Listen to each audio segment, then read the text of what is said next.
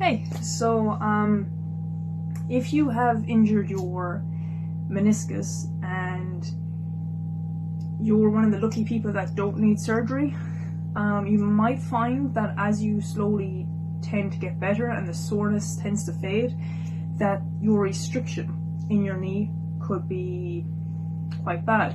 So when you're trying to straighten your leg, you might find that it's not straightened as much as your good leg. And this is because your meniscus is this little cartilage inside your knee, and when it's damaged, it kind of stops you from rotating and extending, and that's exactly how it can get injured as well, by rotating too much or maybe even putting too much pressure on it. So when your meniscus is injured and you're getting better and you're able to walk around again, you will feel a slight restriction where you think it's straight, but compared to this leg, when you actually stand up straight, you can tell that this leg kind of goes back just a little bit further. So a really easy way of bringing that knee back to its 100% mobility would be to get a resistance band, tie it to a corner of a bed like I do, make another loop, put it just around your bad knee, and then straighten your leg. Hold, and then release. Okay? So I'm just going to show you now.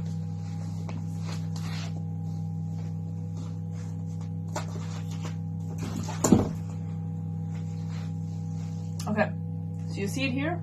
Okay, so the black one would be the strongest one. You can get lighter ones as well, but usually your legs are more powerful than your arms, so the black should do for everyone.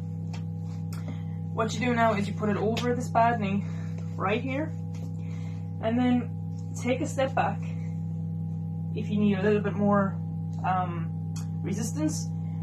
And what you do is start in a bent position, okay, I'm just like this, okay, straighten your other leg, and then bring this back and straighten that. And what that's doing is it's putting some resistance on your knee, so when you're pushing it back to a straight position, which might be fully straight, what it's doing is it's putting more pressure on it to strengthen up that knee again. Release, and again.